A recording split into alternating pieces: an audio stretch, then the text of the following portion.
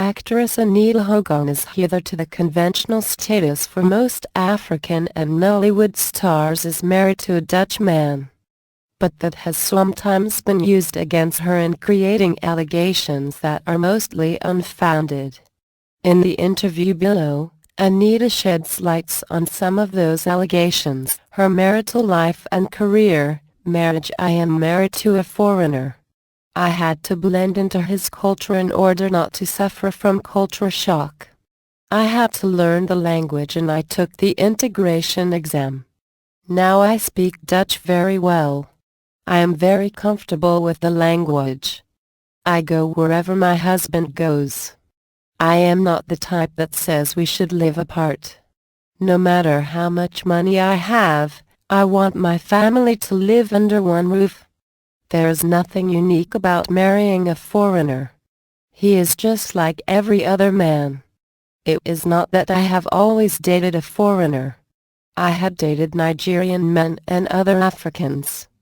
Men will always be men, no matter the color of their skin, origin or physical features. If a man needs attention, you will give him the attention. A man's needs are the same everywhere. Now, my home is Holland. I have to be very partial. That is where I want my children to grow up. Education in Holland is free and it is standard. There are no separate schools for the rich or the poor. I bring my children home often. I want them to know their African background. Why my marriage has survived: I am not going to compare my marriage with that of my colleagues whose marriages broke up. Nobody prays to have a broken marriage. No woman wishes to get married and watch it break up after some years. I don't make fun of situations that I don't even understand. In my own case, it is just God that has sustained my marriage. I might sound old-fashioned, but it is just God that has done it for me. He knows everybody.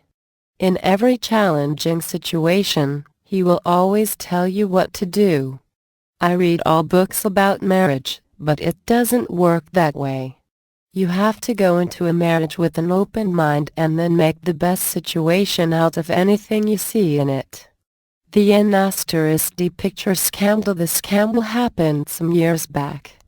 Life is all about challenges.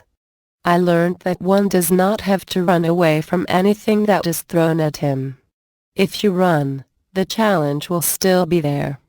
On the night that the pictures were published, 4 popular actors came to my house with a car and said I should pack my things and go to Ghana. They said I should stay there until the crisis died down. But I told them I wasn't going to run. I didn't do anything wrong, so why should I run?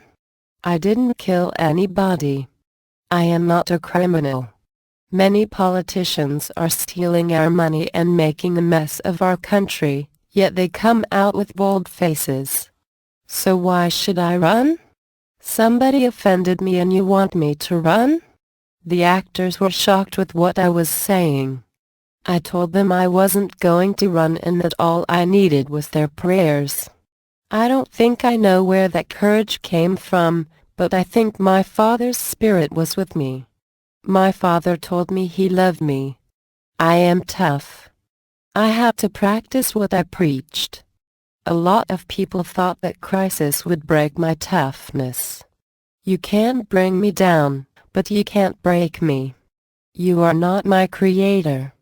My life is in the hands of God. It was just God that gave me the strength. How my family and friends reacted to the scandal: many parents would have come up with a holier-than-thou attitude. But mine kept telling me how much they loved me. They stood by me. It was one of the things that kept me going. Some people said I married the man because of the scandal. Only time will tell. Immediately I became an actress, I knew I had forfeited my privacy. Time will tell if my marriage will be successful. I am only enjoying what I have in my hands. I am enjoying my family. Sober reflection: I am human. Of course, sometimes I think of that scandal and I become very sad. It has become part of my personal history now. There's no way anybody will mention Anita Hogan and that scandal will not be remembered. But it depends on the angle you look at it. My children will hear it. Even my grandchildren will hear it and say their grandma is a hot mama. What if I hadn't married the same guy? We were just two people fooling around in our privacy. Should other people have told us how to sit down in our home? It depends on the angle you look at this scandal. That is why I want to write my book. Many people are psychologically and emotionally harassed. My own case was harassment from the pit of hell. Some people need encouragement. They are not as tough as I am. I want my book to touch people who are being harassed. No matter how much you have been pushed, you can't get your life back. Embarrassment. I don't get embarrassed. If I am walking on the street and I don't touch you or hit your car and you just stare at me, it is your business. Nigerians respect other people's single quote privacy. I was brought up to understand that stares will not tear your cloth. Embarrassment will not tear your cloth. It is good to live a perfect life, if you can achieve it. But if it doesn't happen, there is nothing you can do but to move on with your life. I have forgiven the guy that published those pictures. In fact, I forgave him that first week. My pastor called and said I should forgive. He said I should just kneel down and say I forgive him. I didn't know how to do it. I thought it wasn't going to be possible. But somehow, I did it. I have forgiven him. My parents had a problem. Both of them remarried. I was their only child. I chose to live with my dad because he had money. I chose him because of the comfort. I have a very wonderful relationship with my stepmother. I am closer to her than my biological mother. It might be because I stayed more with her. In spite of the fact that my parents had a misunderstanding, they saw to my education. I hold a bachelor's degree in theater arts and a master's degree in international law and diplomacy. My father said I should pursue my dream.